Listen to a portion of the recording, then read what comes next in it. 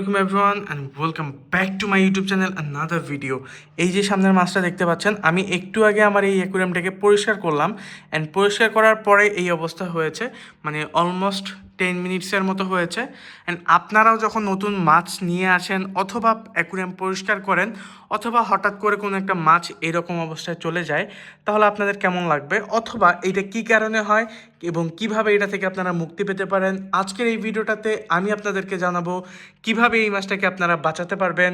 Actually এই মাছটা মারা যায়নি অ্যান্ড কেন মারা যায় না, কেন এরকম স্ট্রেসের মধ্যে চলে যায়, সবগুলো নিয়ে আজকে আমি এই ভিডিওটাতে কথা বলবো।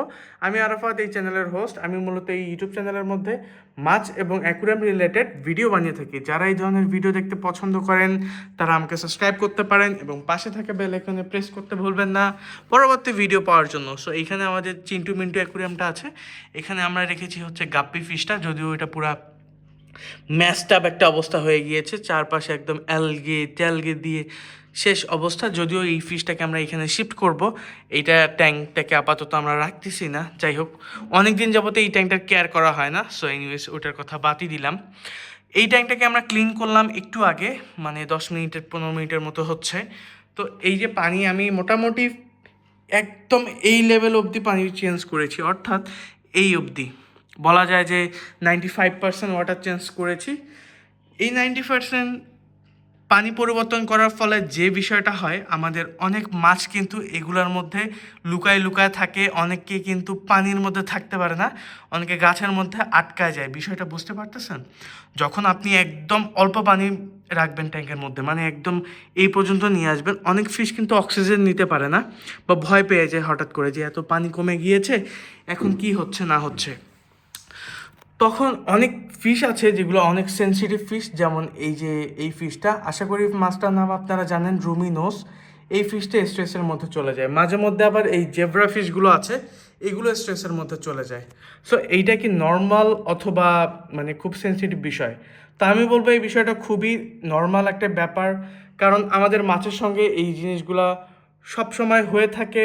এটা খুব একটা চিন্তার বিষয় না, তবে আপনাকে অবশ্যই মাথায় রাখতে হবে যাতে কোনো ফিশ আঘাত না পায় অথবা কোনো কারণে ফিশটা যাতে শরীর থেকে রক্ত বা কোনো জায়গায় লাগা, এই ধরনের জিনিসগুলো থেকে আপনাকে ফিশটাকে বাঁচাতে হবে, তাহলে আপনার ফিশটা বাঁচবে।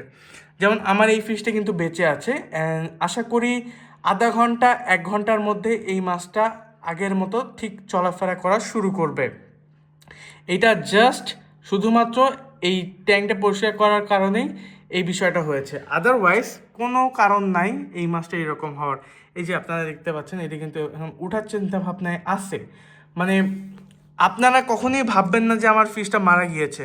এই ফিশটা কিন্তু এখন এই যে ঠিক হচ্ছে, আস্তে আস্তে ঠিক হয়ে যাবে। অ্যান্ড আরেকটা জিনিস কি হচ্ছে, এই জায়গায় আপনার ফিশগুলো যখন স্ট্রেসের মধ্যে চলে যাবে তখন তাদের কালারটা কিন্তু অনেকটা ডাল হয়ে যাবে। যেমন আমার এই ফিশটার কালারটা দেখতে পাচ্ছেন, অনেকটাই ডাল হয়ে গিয়েছে। সামনের মুখটা কিন্তু একদম রেড কালারের থাকে, কিন্তু এই মাছটার কালারটা একদম ফ্যাকাশে টাইপের হয়ে গিয়েছে। যদিও একটু ভিতরে রয়েছে মাছটা, আমি ভালোভাবে দেখাতে পাচ্ছি না, তারপরও মোটামুটি বিষয়টা এমনই দাঁড়ায়। এইখানে একটা ফিশ আছে দেখতে পাচ্ছেন, এটা কিন্তু টোটালি লাল কালারের, আশা করি দেখতে পাচ্ছেন, একদম লাল কালারের টোটালি। কিন্তু এই ফিশটা আপনারা দেখেন একদম ফ্যাকাশে কালার হয়ে গিয়েছে।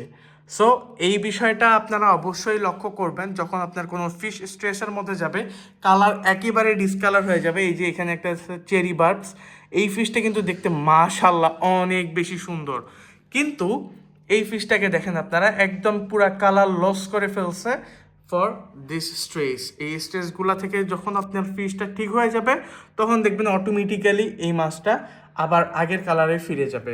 মিনিমাম 1-1.5 ঘন্টা সময় নিতে পারে। অ্যান্ড অনেকে ভাববে যে এই মাছটা কি মারা যাচ্ছে বা মারা যাবে পরবর্তীতে। ভাই, এই মাছটা আর মারা যাওয়ার কোনো সম্ভাবনাই নাই, মারা যাবে না ইনশাল্লাহ। অ্যান্ড অনেকের সাথে আরেকটা জিনিস ঘটতে পারে, এই মাছটা কিন্তু খাবার খাওয়া অফ করে দিতে পারে। অর্থাৎ এই যে স্ট্রেসটা আছে, আপনি যখন, এখন আমার ঘড়িতে সময় হচ্ছে কটা বাজে, এখন অলমোস্ট 1:30টার মতো বাজতেছে। তো এই মাছটা আমি যখন আজকে রাতে 10টার দিকে খাবার খাওয়াবো, তখন দেখা যাবে যে মাছটা অনেক সময় নাও খেতে পারে। অন্যান্য ফিশগুলো ঠিক স্বাভাবিকভাবেই খাবারগুলো খাবে, কিন্তু এই ফিশটা কিন্তু খাবার খাবে না। এই রকম কাহিনীও হতে পারে আপনাদের সাথে। সো এইটা কোনো টেনশনের ব্যাপার না, কোনো চিন্তার ব্যাপার না, খুবই সিম্পল একটা ব্যাপার, কোনো ব্যাপারই না। তো এনিওয়েজ, এইটার সাথে কি আর কোনো সমস্যা হতে পারে এই মাছটার? আর অন্য কোনো রকমের কোনো সমস্যা হবে না। জাস্ট আরেকটা সমস্যা হতে পারে, যেহেতু আপনি ওয়াটার চেঞ্জ করেছেন তাই এরকম সমস্যা হয়েছে। যেমন আমার ক্ষেত্রে পানি পরিবর্তনের কারণে এই জিনিসটা হয়েছে। এখন আমাদের এই ফিশটার সাথে কি সমস্যা হতে পারে আর পরবর্তীতে ফাঙ্গাস অ্যাটাক করতে পারে, এই জিনিসটা হতে পারে। তবে এইটার সমাধান হচ্ছে এই যে হিটার লাগিয়ে দিয়েছি আমি, দেখতেই পাচ্ছেন একটা ছোট্ট একটা হিটার লাগানো আছে, চিন্টু মিন্টু এরকম একটা হিটার লাগিয়ে দিবেন ট্যাঙ্কের মধ্যে, দ্যাটস এনাফ। আর কিছুই করতে হবে না আপনাদের, শুধুমাত্র এই প্রাথমিক চিকিৎসাটা করলেই এনাফ।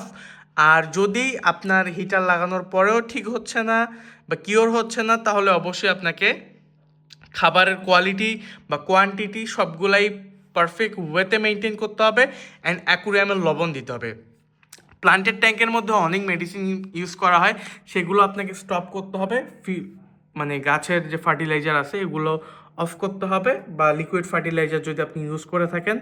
অ্যান্ড তারপরে এই ফিশটা থেকে অন্য ফিশের ফাঙ্গাস অ্যাটাক করতে পারে, কারণ এটা অনেকটা ডিপেন্ড করে, কারণ পানির মধ্যে মাছ থাকে, ওই সেম পানিটা যখন অন্য ফিশের কাছে থাকে সো অ্যাটাক করতে পারে। সো এইটা আসলে কোনো টেনশনের ব্যাপার না। আপনি যদি একটা হিটার লাগিয়ে দেন, পানিটা পরিবর্তন করেন, যদি আমি আপনাদেরকে সিম্পল স্টেপটা বলে দিই, আপনার ফিশে যদি ফাঙ্গাস অ্যাটাক করে তাহলে আপনি জাস্ট একটা জিনিস করবেন, পানি চেঞ্জ করবেন 50%, করার পরে অ্যাকুরিয়ামের মধ্যে লবণ দিবেন, হিটার অ্যাড করবেন, 28-এ টেম্পারেচার সেট করবেন অথবা 26-এ টেম্পারেচার সেট করবেন, দ্যাটস এনাফ। আর কিচ্ছু করতে হবে না।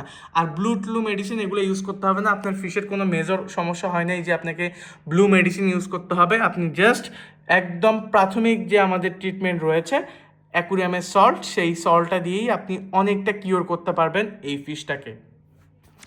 অ্যান্ড আমার ট্যাঙ্কের মধ্যে আপনারা অনেকেই দেখতে পাচ্ছেন প্রচুর পরিমাণে অ্যালজে হয়েছে। সো আমি যেহেতু বাসায় খুব কম থাকি, মাঝে মধ্যে এসে এই মেনটেনেন্সগুলো করে যাই। লাইট অনেক সময় দিন রাত 24 ঘন্টা চলে। সো এই কারণগুলোর জন্য আসলে অ্যালজে হয় বা অ্যালগে হয়। এই কিভাবে অ্যালগে থেকে আপনারা মুক্তি পেতে পারেন এই নিয়ে আমার ইউটিউব চ্যানেলের মধ্যে ভিডিও করা আছে, চাইলে সেই ভিডিওগুলো আপনারা দেখতে পারেন। খুবই ইনফরমেটিভ ভিডিও হয়েছে আমার এই চ্যানেলের মধ্যে। আর আমার পরবর্তী যে বা আগের যে ভিডিওগুলো করা হয়েছে সেই ভিডিওগুলো দেখতে ভুলবেন না, কারণ অনেক বিষয় আছে যেগুলো আপনাদের জানা দরকার, কিভাবে মাছকে প্রপার ওয়েতে কেয়ার করতে হয়। এই যে আমি রুমিনোস নিয়ে কথা বললাম, এই মাছটা কিন্তু খুবই সেনসিটিভ একটা ফিশ।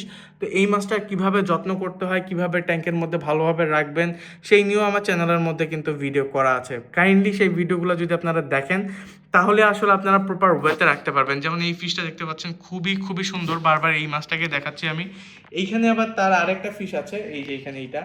সো এই মাছটাও কিন্তু খুবই খুবই খুবই সুন্দর, মাশাআল্লাহ। এটার নাম হচ্ছে চেরি বার্ডস। আমার খুবই পছন্দের একটা মাছ হচ্ছে এই যে চেরি বার্ডস, কারণ এটার যে প্যাটার্নটা আছে, ডিজাইনটা, এইটার জন্য আসলে আমি এই মাছটাকে খুবই খুবই পছন্দ করি। দেখছেন কি লেভেলের এরা অনেক ফ্যামিলিয়ার হয়ে থাকে বা ফ্রেন্ডলি হয়ে থাকে আমাদের সাথে। তো এই হচ্ছে অবস্থা। সামনেরগুলা দেখতে পাচ্ছেন, এইগুলোর নাম হচ্ছে ইনভার্টেট্রা। অ্যান্ড এখানে যে স্টক করা ফিশ বা স্টক হয়েছে সেই মাছটার নাম আমি আগেই বলেছি, রুমিনোস। তারপরে এটার নাম জেব্রা। এই হচ্ছে আমার ট্যাঙ্কের অবস্থা, সব কিছুই পারফেক্টভাবে চলতেছে, light set up, everything is fine, okay. So এইটাই হচ্ছে আজকের ভিডিও। আশা করি এইটা নিয়ে আপনারা টেনশন করবেন না, আপনাদের ফিশ কি হচ্ছে না হচ্ছে। এই মাছটা আশা করি আধা ঘন্টার মধ্যে ঠিক হয়ে যাবে, কোনো সমস্যা নাই। সো দেখা হচ্ছে অন্য কোনো একটা ভিডিওতে। আসসালামু আলাইকুম এভরিওয়ান, বাই।